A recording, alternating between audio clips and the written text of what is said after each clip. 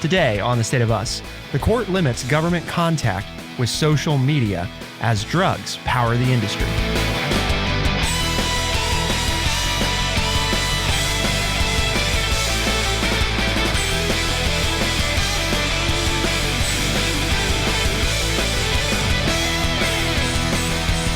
In a 155-page ruling issued Tuesday, the U.S. District Judge Terry Doughty of Louisiana barred White House officials and multiple federal agencies from contacting social media companies with the purpose of suppressing political views and other speech normally protected from government censorship, according to the Wall Street Journal. Also reporting, the Wall Street Journal says that Elon Musk takes ketamine and Sergey Brin sometimes enjoys magic mushrooms. Executives at venture capital firm Founders Fund, known for its investment in SpaceX and Facebook, have thrown parties that include psychedelics, part of a new exclusive from the Wall Street Journal. So we've got a lot to talk about today. Welcome to The State of Us. I'm your host, Justin T. Weller, joined today by the one and only, your friendly redneck liberal and the senior resident historian here at True Chat, Mr. Lance Jackson. Well, I threw a name out at Justin and he didn't know it, but Timothy Leary lives on. For those of you that are too young to know, Timothy Leary was the psychedelic LSD mushroom guy back in the 60s.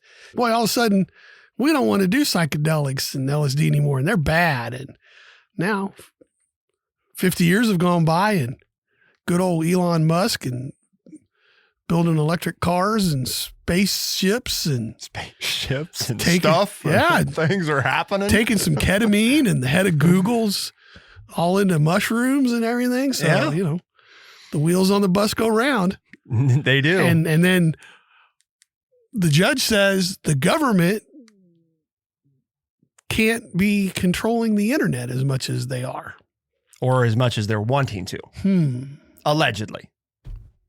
So we're going to talk. It's interesting. Should they be controlled? Should they not be controlled? Right. And is it as simple as yes or no? Yeah. Or is there nuance? And if you've listened to this show for some time, you probably know that we're hinting at there might be some nuance. But we're going to look at the judge's ruling first, because this is the one that, you know, is kind of recent and pressing that you may have missed, because there's been a lot dominating the news with the Supreme Court lately. So it would be very easy to overlook some of these other things, like this story that came out last week about the drugs that are powering tech. So to be clear about what's been decided, let's dive in a little deeper here. Basically, the judge's injunction came in a lawsuit that led by the Republican attorneys general of Missouri and Louisiana, who alleged that the Biden administration fostered a sprawling, quote, federal censorship enterprise, end quote, in its effort to stamp out what it viewed as rampant disinformation circulating on social media. The government's lawsuit pressured social media platforms to scrub away disfavored views about COVID-19 health policies, the origins of the pandemic, the Hunter Biden laptop story, election security, and other divisive topics. The case is among the most potentially consequential First Amendment battles pending in the courts, testing the limits on government scrutiny of social media content on Twitter, Facebook, YouTube, and other major platforms. Never before has a federal judge set such sweeping limits on how the federal government may communicate with online platforms, according to lawyers involved in the case. The Justice Department is likely to appeal the injunction. So, to be clear, the case isn't over. Part of what happens when there's a sensitive case or a sensitive issue is sometimes one side or the other will ask the court to stop the other side from doing something that's potentially wrong, because the risk outweighs the benefits of allowing it to occur. So essentially what's happened here is these attorneys general of Missouri and Louisiana have asked the court and said, hey, you know, we know that it hasn't been decided whether or not they've done this, but in the interim of us coming to that conclusion, it would be so damaging to allow it to continue if you end up deciding in our favor. So can you order them to not do this, you know, until the case is resolved? And the judge basically said, you know, that the evidence is adequate to suggest that it's not okay for them to continue to do this until the decision comes down. And a lot of times, so this is kind of one of those where we preempt the innocent until proven guilty thing. which happens all the time in court, right? I mean, it's not unusual for that to be asked, but it's not always granted because, again, if the evidence if the judge doesn't feel like there's substantial enough reason or potentially substantially enough harm that could be caused, then usually an injunction isn't granted. This whole idea of internets and podcasting and all of this is uncharted waters for the United States. And, so can you post and say anything you want? I mean, it's America. It's my freedom. I can say whatever I want. And this is what we're getting into, right? We're trying to see what, if any, limits the government has the right to put on anything that is being produced out there. Because remember, if you have a phone, you can put stuff out there, right? I mean, it's that simple. And we were talking, historically, it's never been that simple. You might have ideas, and maybe you bought an old mimeograph machine when the school got a new one, and you put it down in your basement and you printed, 1,000 leaflets and bought 1,000 stamps and mailed it to 1,000 different people that you know or don't know just randomly to try to get your manifesto or your thesis out there. But it was really, nobody paid much attention to you. But now, in an instant, you can get millions of people, not only in our own country, but around the world, to listen to you or to follow you. I don't know, Justin. I mean, it's just like, I don't want to go on and on, but this is something that we as a society need to decide just how much freedom do we want? And where are the lines? And is it good for? Yeah. Or should there be any? Right. Or should there be? I mean, right. Hey, if you want to believe that there are politicians out there who are picking up homeless children and drinking their blood in order to empower themselves even greater. I mean, that's one of the trolls on the internet right now, right?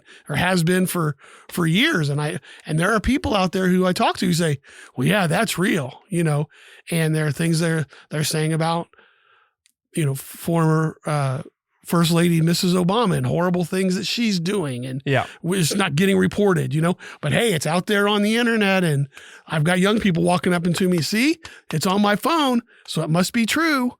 I mean, do we want to do anything about that kind of stuff? Or do we want to trust, air quotes there, that people have a modicum of sense to figure out what's true, what's not true, and what's possibly true? The article from the Journal goes on to explain that courts have thrown out other lawsuits by censored medical activists, independent journalists, and conservative commentators for failing to show that the social media companies were doing the government's bidding.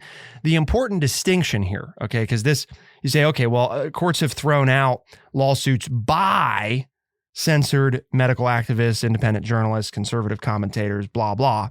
When social media companies threw out their stuff and the activist was saying that the company did it at the government's behest. So the claim here is not, and this is important to understand, the claim here is not that Facebook, Twitter, Instagram, TikTok, whoever, right? The claim is not that they don't have the right to remove whatever they want. That's not the claim. The claim is that the government doesn't have the right to pressure social media companies to remove certain kinds of content. When companies get this big and they have this much influence over public opinion, the question becomes, should the public interest outweigh, right, the rights of a private company to do basically whatever it pleases? Or not to do whatever it pleases, but to be non-liable, right? I mean, nobody's saying, for example, that you can't, Facebook publish this stuff. But okay, if you're going to publish it, should you be liable for the consequences of allowing it to exist? Currently, federal law says no, right? Because of our our act from the late 90s that basically, gives immunity to online sites. And we've talked about this so many times of the reason this is an issue, because keep in mind, right, if Lance went out there on the street corner and started spewing hateful lies about Michelle Obama, that he knew were lies and he was saying them, he could be tried and found guilty, right, and held accountable in court. But if Lance puts that on social media, the media company is immune to any liability. Only Lance is liable, So there's this whole, I guess, issue of, are we okay with that? And I think the answer holistically has been no, we're not okay with that, because it gives social media companies this high level of immunity to just pursue the dollar and basically, the consequences be damned.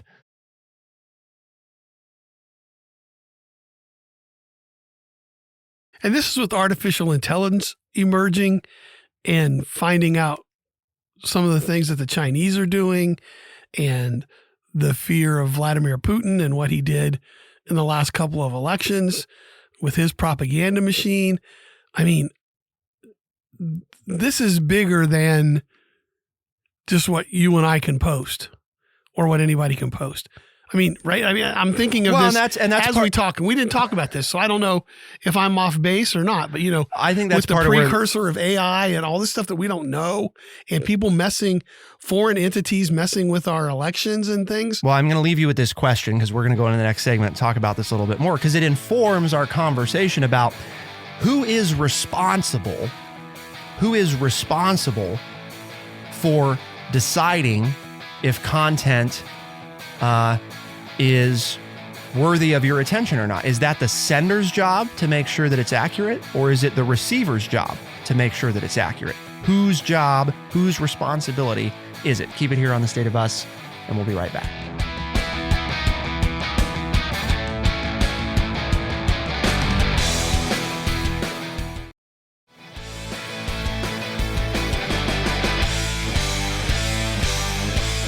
There's a lot going on in the world, and there's a lot of questions about, how involved or how much immunity do we want to give big tech companies in their operations. At the same time, how do we balance that with not sort of, trading one devil for the other?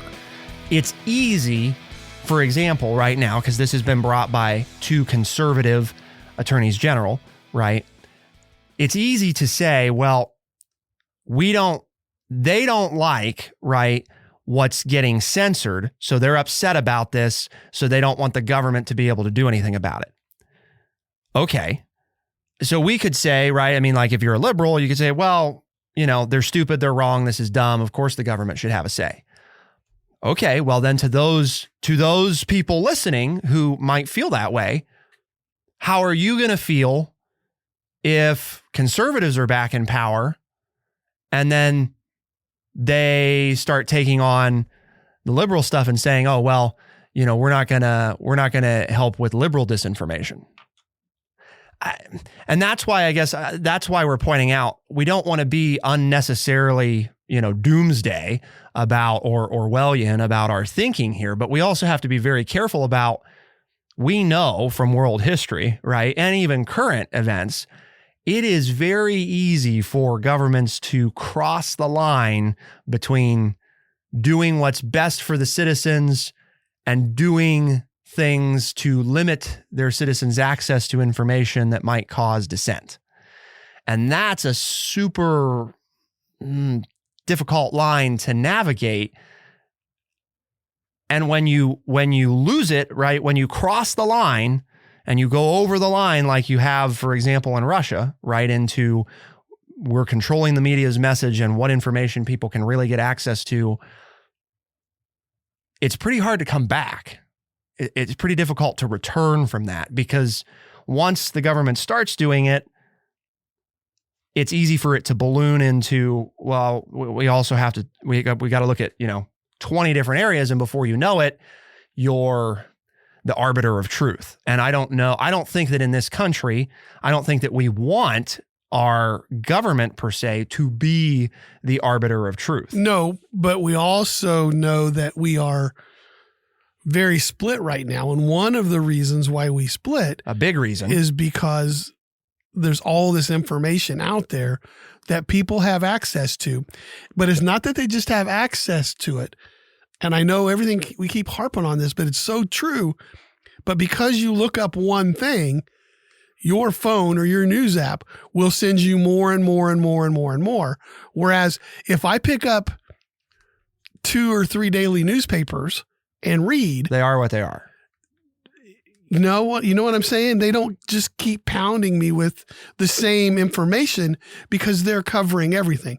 And not that newspapers are immune or the best thing, because we understand, we've done shows here. The first 100 years of the newspaper industry in the United States was kind of like this. Yeah. Anybody who had an agenda and had a couple dollars could open up a newspaper And they did. get their political agenda out there. And that was the start of the newspaper industry Yeah. in the colonies in the United States. Highly opinionated. So, it's one thing to have opinions, but it's another one when you know what that print media is doing versus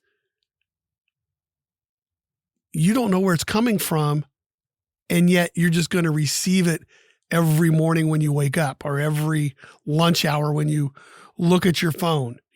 It's just going, because of the tech companies wanting to make money, they're just going to keep throwing things at you that you act like you're interested in, because that's how they can sell the advertising and make money.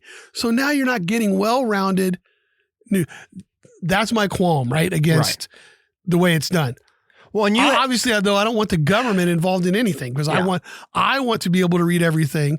And like you hinted at the break, I want to be able to disseminate the information myself. I don't want the government. Let me read it and say, well, this is a crock, or, well, that's a good possibility, or, I didn't know that. Right. Right. But is that a lot to ask people when we're dealing with a relatively new way to get information? And that goes back to that question that we asked at the end of the last segment. Is it the responsibility of the sender or the receiver?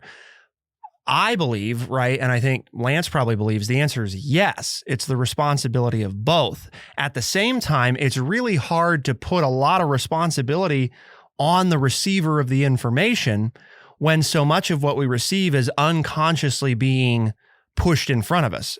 To your point about once you've looked into something, it's likely that you're going to see more about that thing. So even if you were trying to be discerning, right, and saying, well, I looked at this and not really sure. I don't trust the source, or some of this information's off, or whatever. Now, again, and not out of malice, it's not that the companies built the algorithm out of malice. They saw that you spent some time looking at that article. And if you were trying to be discerning, right, in fairness to you, you probably spent some time reading it. So we discovered that you clicked on this, you spent some time looking at it. We assume that you're interested in this topic. So now we feed you, even though you decided, you read the article and like, I don't think, this doesn't seem legit. Now we feed you similar pieces from other sources. They say, well, I just looked at that, but this is from a different source, so I guess I'll look at this. And then you look at it, and what can accidentally happen where nobody meant for this to happen, right? I mean, there was no person was like, ooh, I want to fool this person into believing this point of view. Nobody was trying to do that.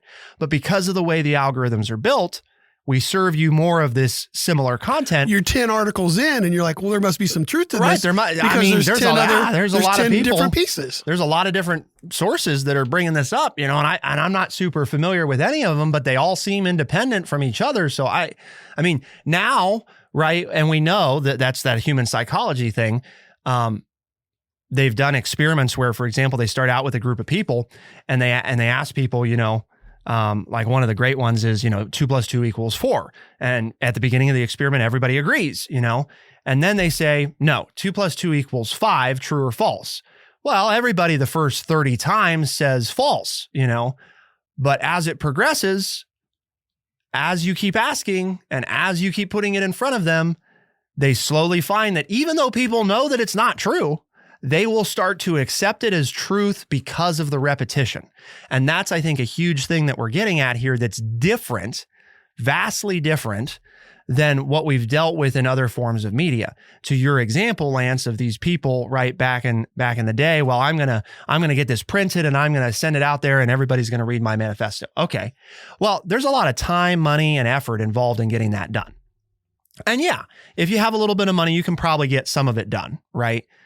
The difference, though, is that you probably aren't going to start 7 or 8 different publications distributed across multiple regions, all to the same people over a strategic period of time based on whether or not they read the first thing. Because you couldn't, because you'd have no way of knowing that. You wouldn't have access to that information. There would be no way for you to reinforce at the scale, level, and speed that's taking place now. And keep in mind, this is people of all backgrounds and all education levels, right? It's not strictly Republican, strictly Democrat. It's not strictly smart or not smart or college educated or not college educated, right? It's across all demographics, because the algorithms are designed to play on the worst tendencies of human nature to keep us engaged. Which is fine if you're watching cute videos of cats, right? But the minute that you switch over to January 6th or, election information or COVID-19 or, things that actually matter to our democracy and our people, it becomes this whole other beast of this algorithm that's meant to keeps our attention by feeding us things that aren't true. But to play devil's advocate with you, is it the government's responsibility to stop us from going down those and that goes rabbit back holes? To the right? I mean, the government, that's my choice. I mean, it's my freedom to decide whether or not I want to do this and believe this. And do we really want the government at any level to step in? But then we say, no, because I don't need anybody to protect me. Well, we have policemen and firemen, right? I mean, we do ask the government to protect us. We do hire a county road crew to fill in the potholes so that I don't wreck my car, right? So you can't just sit there and, stamp your foot and say, I don't need the government to protect me, and then turn around and, hello, 911, somebody's breaking into my house, or my house is on fire, please send a fire. You can't have it both ways. Well, and the thing we've talked about so many times is there is something between asking the government to police it all and just saying it's a free-for-all, right? There is something in between there, and we've talked about that before, of if we set a threshold, and I don't, some smart group of people get together and decide what that threshold is. But when social media companies, right, when an internet based entity that connects people reaches a certain number of users, whatever metric you want to use, whatever we decide, once they reach that level, they then become liable, right, for information that's distributed on their platform if, for example, it's not taken down within X amount of time. You have this window, and the whole point is the government, right, is then doing what we expect of the government. It's putting in place a law and an expectation and telling the companies, you're existing within the framework that everybody else plays by, right? If I let Lance go stand on top of this building that I own, right, with some big sign that's spewing known lies, I can be held liable just like he can be held liable. We can both be found liable for that activity, right? Because I let him use my property to do it. Now, if he stands out in the middle of the public street across the way from my building, I'm not liable for that because not my street, I didn't give him permission. But if I say, yeah, Lance, you can go up to the rooftop there and you can scream and shout all day about whatever you want to everybody, well, I've given you my platform, right? I've given you access to my property to allow you to spread things that aren't true or things that are lies or that hurt people or whatever, right? And you say, well, how are the social media? I don't know how they're going to enforce it. That's not our problem, But should they have the same standard that as everybody else? Should they have to play by the rules that the rest of us have to play by? I think that's the question of, no, I don't think the government should be the one, sitting there deciding, well, this is true or this isn't true. And, you got to take this down or you got to take, no. But if we already have these companies were in danger of being sued, they Right. might sit up and take notice. If they were liable for what takes place on their platforms, that would drastically change how they view, from a bottom dollar perspective, what they're going to allow to take place on their platforms. But stay tuned, because some of those people are busy doing other things, right? That's right. They might not be super focused on They're super focused, but they're not focused on this, right? They're very I focused. mean, they tell us they're focused. I don't know. They're not but this worried helps about them this. focused. This might, wake up here, pay attention. You're going to lose some money if you don't, because money talks, right? And I think that's what it comes down to with this solution at the end of the day. We did that show on Instagram and the network of child sex trafficking that's allowed to take place. Doesn't have anything to do with misinformation. It has to do with illegal activity, right, that we as a society have decided is not legal. We've said, no, you can't do that. Happening on your platform, on your watch, and you're not liable for it. In the dawn of tech, when nobody had more than 10,000 people on a site, totally different story. When Facebook has over 2 billion active users, you can't say that they shouldn't be held to the same standard that the rest of society is held to. They don't need that break anymore, which is why I said there should be a user threshold, because I don't want to quash little independent groups, and you ought to have the right to start your little website. And if you got 500, 1,000, 2,000 people that all want to, sit and talk about whatever, no, it is different. It just is. 2 billion people or 100 million people is not the same as 1,000 folks who started their own independent little group. It's just not. And to let those companies operate with impunity is part of why we have what we have. And it also then leads to the government potentially overstepping its authority and saying, well, we're maybe going to exert some influence here and say, the White House doesn't like that you're, well, no, but So says President Justin. right. There we go. Right. And if we don't want that to happen, then we should probably take action to make the laws hold the companies to account, not the executive branch of the United States government, because that opens itself up to, like we talked about, a lot of potential risk. So what else are these tech executives doing? What's powering the tech world right now? Well, hint, it might be substances that aren't entirely legal. Keep it here on The State of Us. We'll be right back.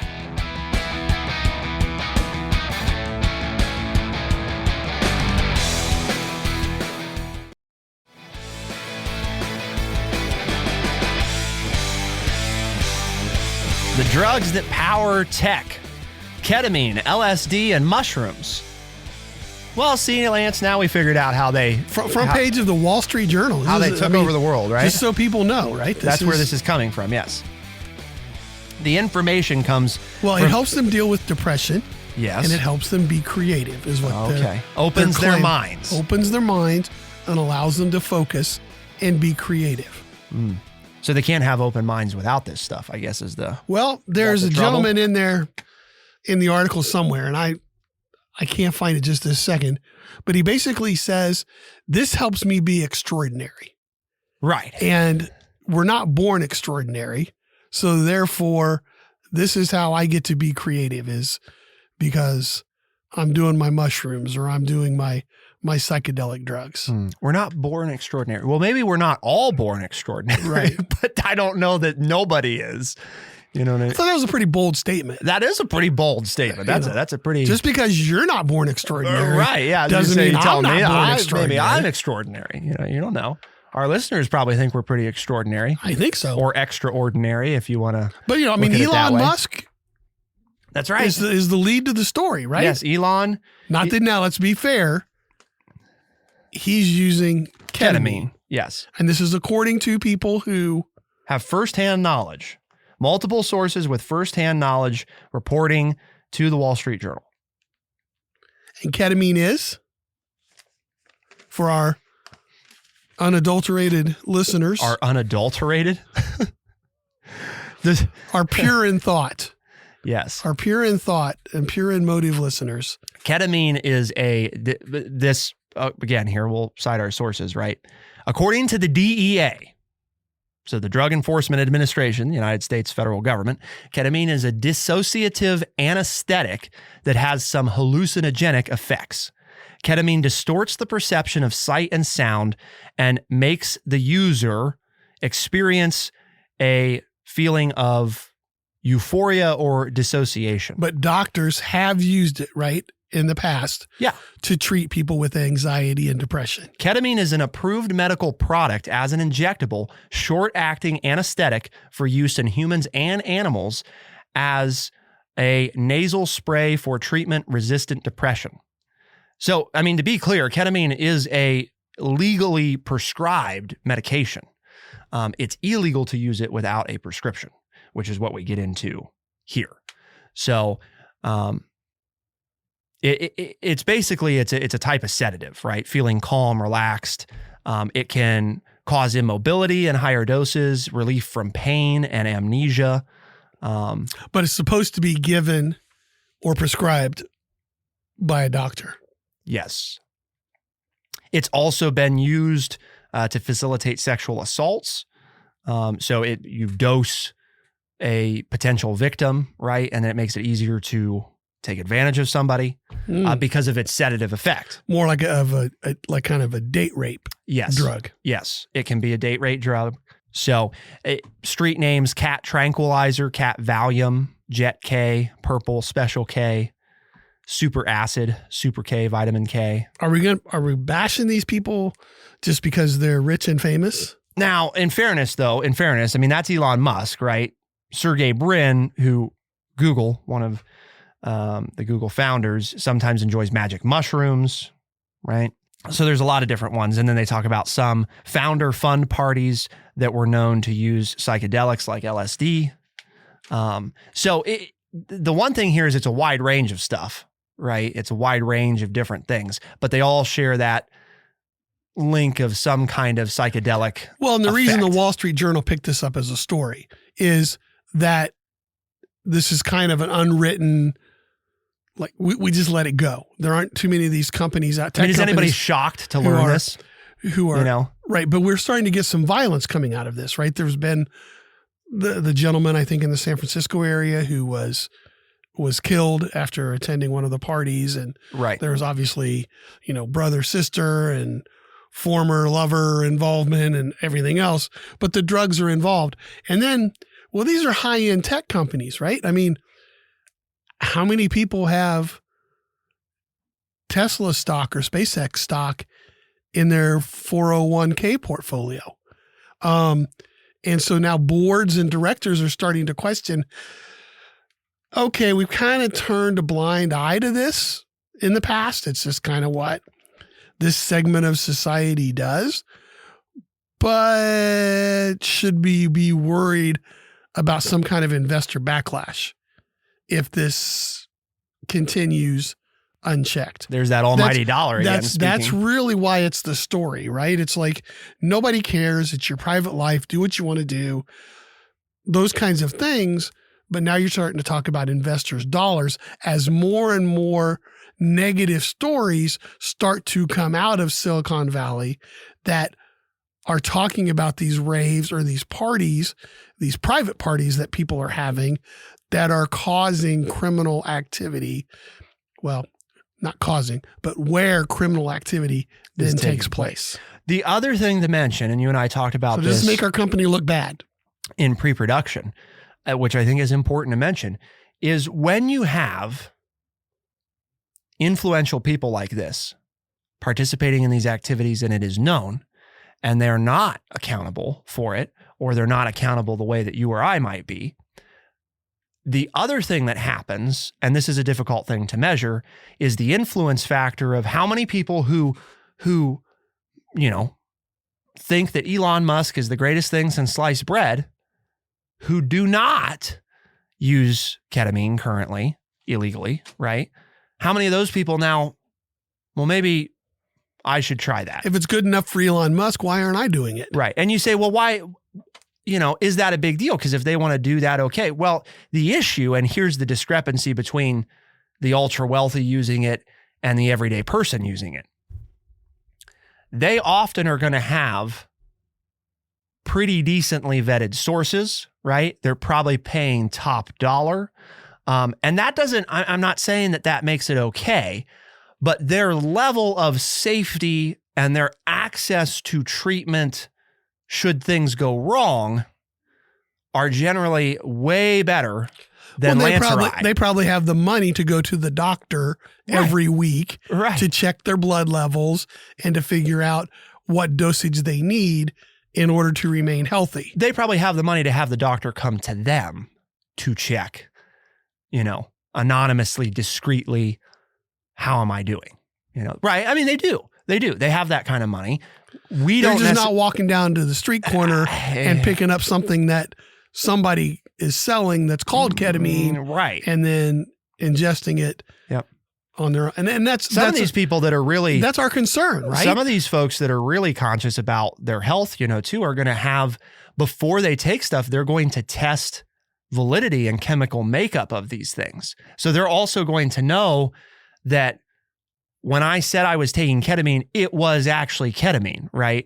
And it wasn't, it was like 20% ketamine and there was all this other crap in it. And you didn't, we've talked about the issue with all these stuff that's been laced with fentanyl, right? And continues to be. And we're still dealing with that opioid crisis. Right. And we're still dealing. And that's not it gone. hit really famous people. Yeah. Rush Limbaugh was one of them who, folks, this is not, just something to brush under the rug. And we're not attacking these people for whom they are. Yeah. And they can abuse it just like anybody else, right? I mean, we're not saying that like, they should be allowed to do it because they have access to more resources, but it is understanding that influence component is dangerous because when you go to use it, you're probably not using the same thing they're using and you don't have access to the same safeguards they have access to. And even with all of that, as the article points out, there's still people that can die.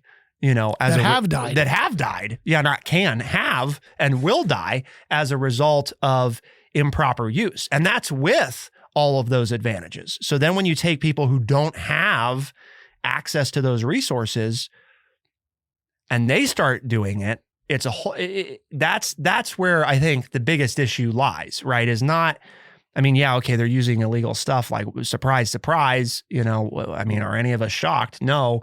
But how many people now, because of that, finding that information out, are going to make decisions that can affect, their everyday life? So why do we have this conversation today, Lance? Well, because here at True Chat, we have a mission, and that mission is to educate people by providing honest, open, and respectful conversations.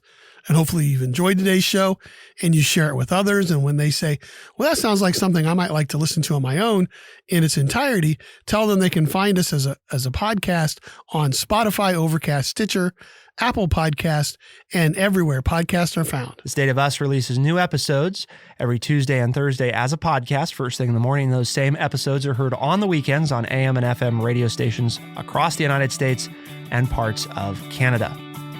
For The State of Us, I'm Justin T. Weller. I'm Lance Jackson. Special thanks to senior producer Bradley Butch, and thank you all, our audience, for tuning in. We'll see you next time. Be the change.